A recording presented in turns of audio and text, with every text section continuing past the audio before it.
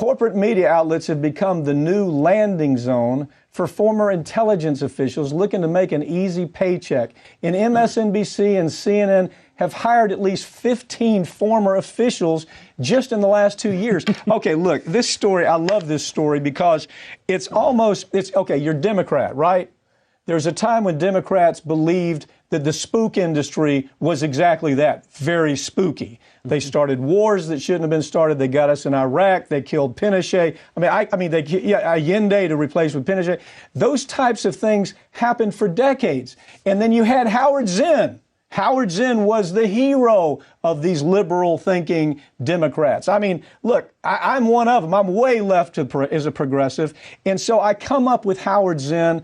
I'm believing what he's saying. And I still to this day believe the spook industry is very dangerous. But the compromise.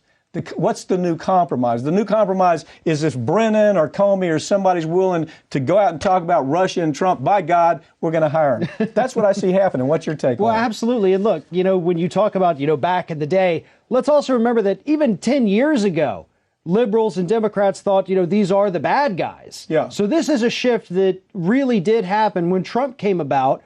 And they're really, doing their best to embrace that the enemy of my enemy is my friend. Right. When in fact, no, they're still your enemy. Because just because they're out there saying Trump is bad doesn't mean they want to push us into yet another Middle Eastern war or maybe a war down in Venezuela.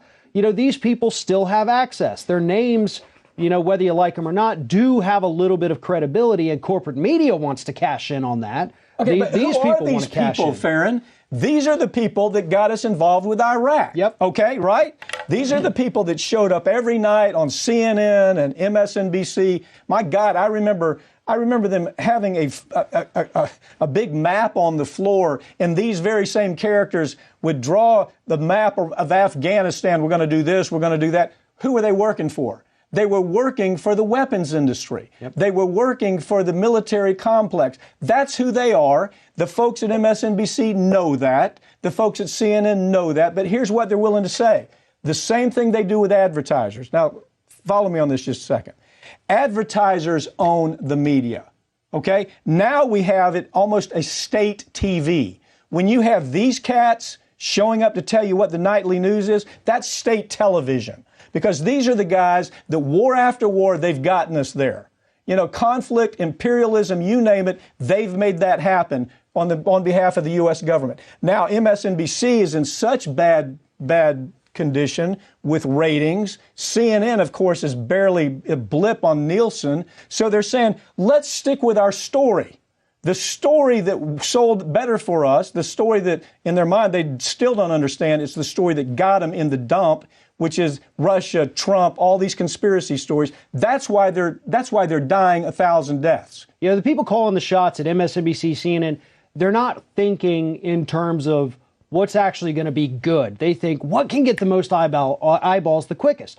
Andrew McCabe, who was hired about a week or so ago. Yeah. Been in the news a lot. So they say, well, hey, this is a big name. We can get this. We can put eyeballs on there.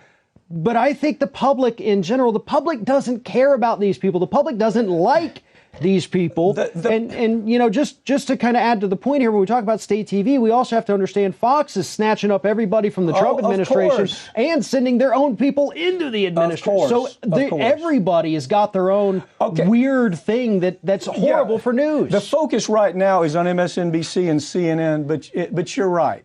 Fox has done the same thing. But these guys are the uglies of the ugly, okay? They got us in Afghanistan. They're the ones that have us international imperialism gone crazy. They're the salespeople for the weapons industry. And so Andy Luck and that Phil Griffin cat with MSNBC are going to do anything they can to continue selling the same story that has their ratings in the dump right now. So what they're doing is they're narrowing down the people who watch their programming, narrowing it down to almost nothing.